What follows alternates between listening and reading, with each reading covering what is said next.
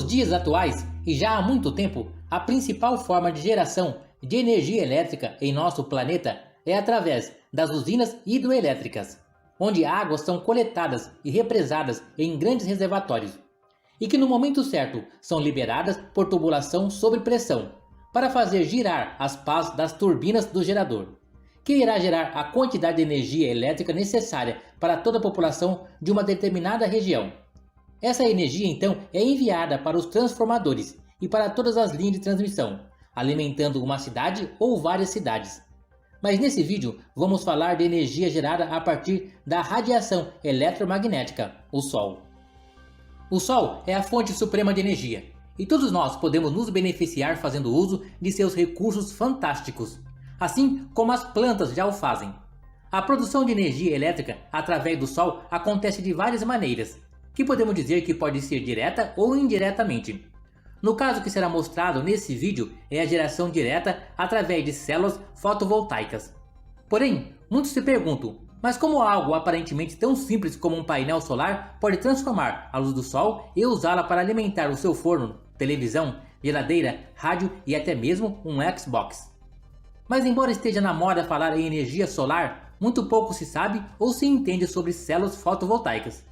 Então vamos juntos descobrir como funciona. Uma célula fotovoltaica é um dispositivo responsável por converter a energia luminosa em energia elétrica. Assim, um conjunto de células fotovoltaicas encapsuladas forma o chamado módulos fotovoltaicos, também conhecido como placas solares ou painéis solares. Essas células são produzidas com material semicondutor, que através do efeito fotovoltaico convertem a radiação solar em energia elétrica. Há vários tipos de células fotovoltaicas, ou seja, que utilizam tecnologia e materiais diferentes, mas a mais popular, usada pelos fabricantes de painéis solares, é a que utiliza o silício cristalizado. O efeito fotovoltaico foi demonstrado pela primeira vez em 1839 pelo físico francês Edmond Becquerel. Aos 19 anos, ele construiu a primeira célula fotovoltaica do mundo, no laboratório de seu pai.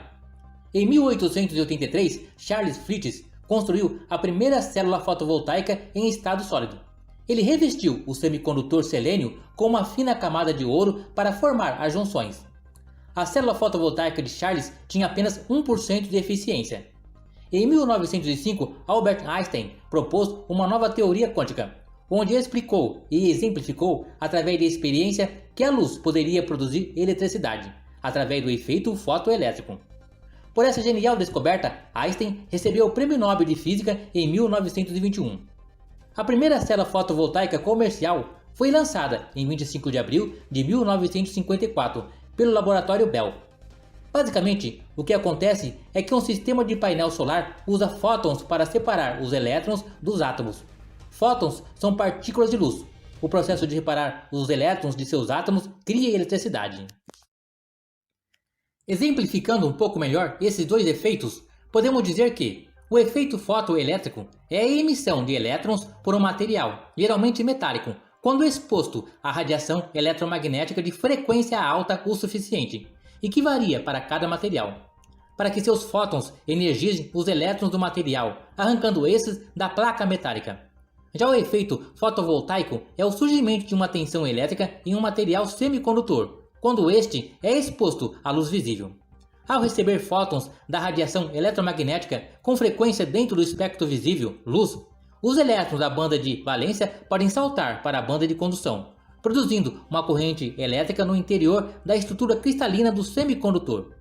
Os dois efeitos estão relacionados, mas são processos diferentes de se produzir energia elétrica, a partir da radiação eletromagnética do espectro visível, luz. Então, quando te perguntarem que efeito fotoelétrico e fotovoltaico são a mesma coisa, diga que não.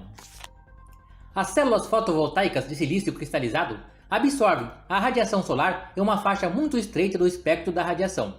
Fótons com energia superior à necessária, próximo à luz ultravioleta com frequência mais alta, concedem energia em excesso, que será transformada em calor.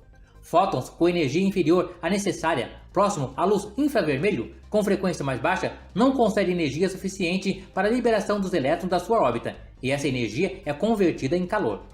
Mesmo dentro da faixa aproveitável, apenas uma parte dos fótons tem a energia correta para o efeito, e os fótons com mais energia contribuem com maior geração de calor.